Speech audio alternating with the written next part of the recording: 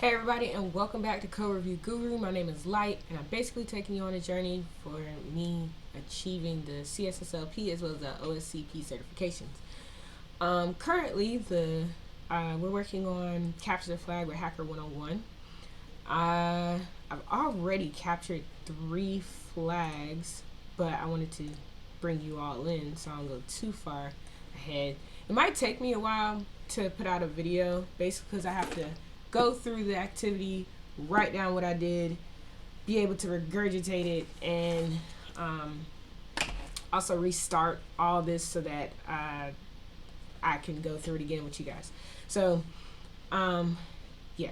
So anyway, I'm just gonna give you one flag that I did, and I'll upload another video in regards to how I achieved the other 2. But yeah, let's go ahead and jump into how I got some of these flags.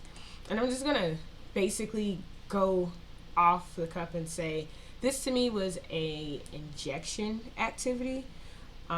So anytime I pretty much went through, I was thinking, I kind of thought logically, like the first one was pretty easy, and if you never hacked anything or did any penetration testing at all, like I think injections are probably one of the easiest things to do. Because there's so many examples, and so I just immediately thought, I'm pretty sure they're going to start off with some type of injection.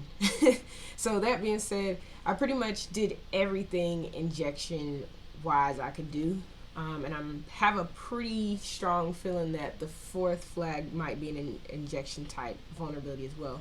So what I basically did was, first I tested like everything just to go around. Anytime you come across a page, just kind of understand its functionality. What exactly is it doing? Does what's going on here? Just playing around with stuff. So that's what I did when I first got on here. I just pretty much played around with everything, and from there I started like catching some observations. Like for instance, if I were to create a new page, like typing in, whoop, and apparently it saves things, so I'll just type in, this is my new page,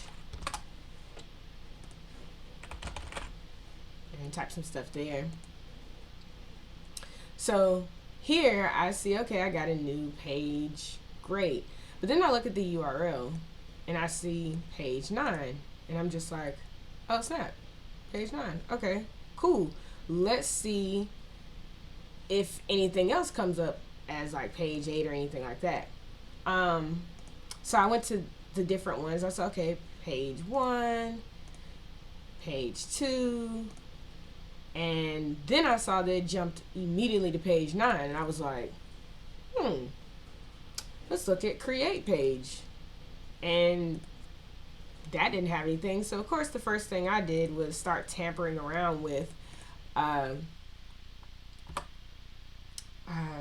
couple of things. So for instance, with the URL. So I kind of incremented from there and was like, okay, if I have page 2, let's see.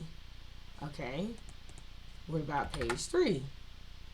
That's not found. And I kind of just went through everything until I saw, page 4. That's odd. That's forbidden. So to me, that's kind of just like, you have to have certain permission. So from there, I went to page source, start seeing if there's anything there, but nothing there. And again, I started and kept incrementing, sorry, there we go. Kept incrementing all the way up into my actual page, which I think it was 9.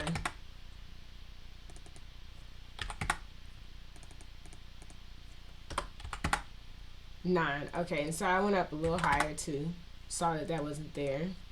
Thought, okay, maybe page 11, nothing. So I realized the only thing that was available was page 4.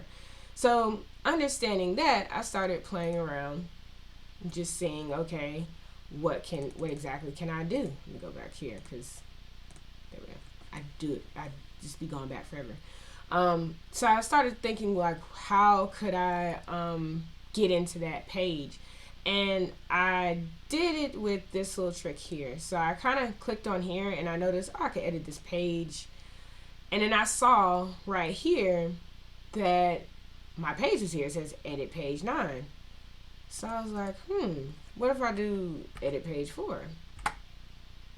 And boom, there's a flag. It literally says title, private page, and then my secret is the flag here. So that was the first flag that I captured. And yeah, I guess I'll show you the second one that I captured in the next video. So stay tuned for that.